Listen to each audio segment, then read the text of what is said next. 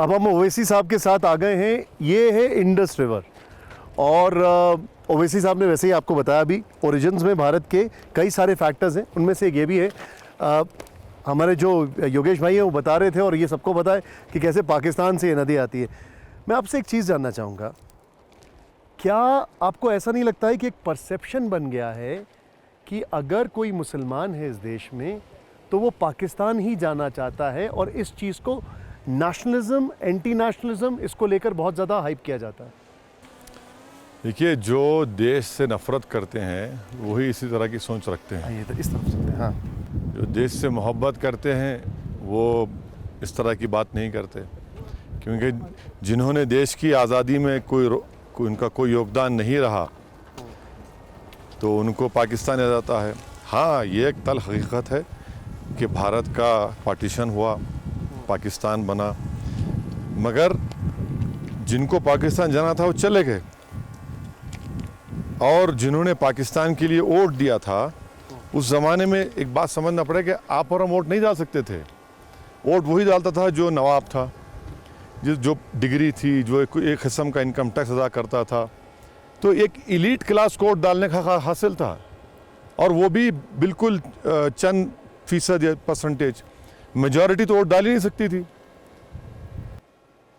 नहीं, लेकिन आज अब मैं आपसे पूछता हूँ, ये सवाल क्यों पूछ रहा हूँ, जब हम लोग राष्ट्रवाद की बात करते हैं तो एक हिंदू राष्ट्रवाद की बात होती है, एक गैर हिंदू राष्ट्रवाद की बात होती है।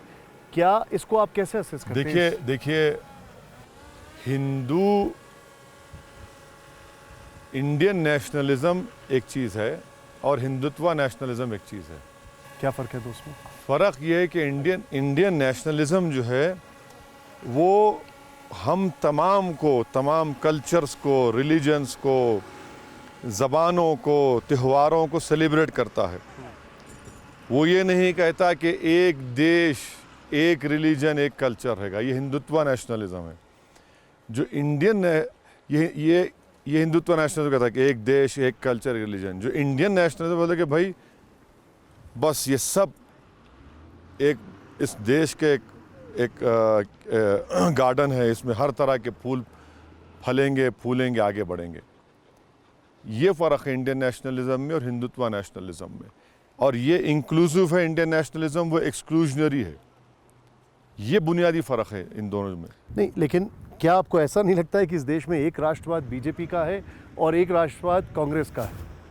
देखिए, मैं उस राष्ट्रवाद की बात कर रहा हूँ जिसको महात्मा गांधी, बाबा साहेब अम्बेडकर, पंडित नेहरू, सरदार पटेल, मौलाना अबुल कलाम आज़ाद और उनसे पहले मौलाना महमूदुल हसन, फिर उनसे पहले सन 57 की जंग आज़ादी में जिन्होंने अपनी जानों को कुर्बान किया, सब ने मिलकर तो अंग्रेज़ों के ख़िलाफ़ लड़ा था ना।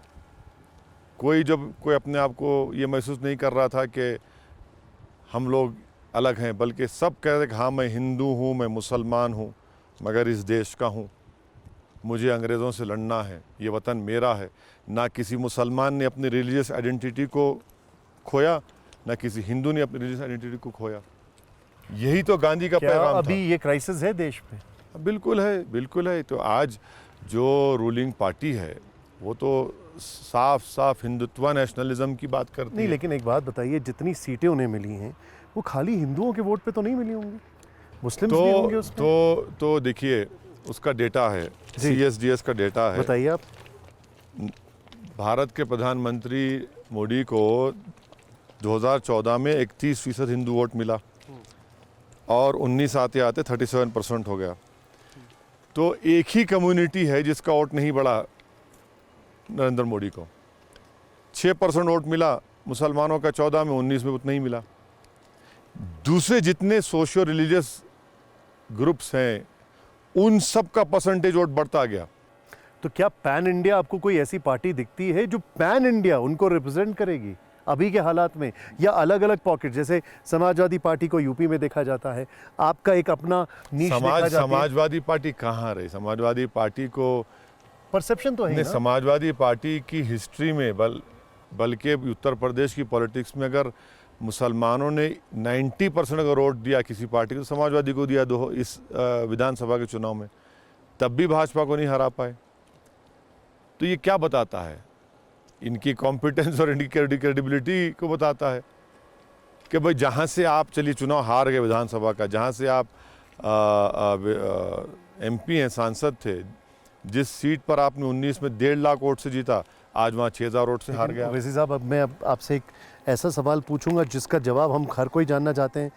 आपने समाजवादी पार्टी पे क्वेश्चन किया, आपकी जो पार्टी है बिहार में, उसके अपने MLAs टूट रहे हैं, उसको आप कैसे देखते हैं? तो अब उनको भाग गए, वो धोखा दिए। धोखा क्यों?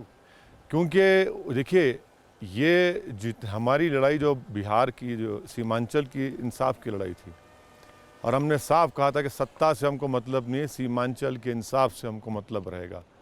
और वो सीमांचल में सिर्फ एक समुदाय के लोग तो नहीं थे। आज आप ये पानी देख रहे हैं ना, आप हर साल चले जाइए, सीमांचल में ज़मीन कटती जाती है, 100 एकड़ ज़मीन कटती है, खेत कट जाते हैं, ज़मीन कट जाती, कोई पूछता नहीं है। वो लड़ाई सीमांचल की थी, पूरे बिहार पर, बल्कि भारत का सबसे बैकवर्ड रीजन सीमांचल है। अगर वो उन लोगों को धोखा दिए हैं तो वो जनता जवाब देगी।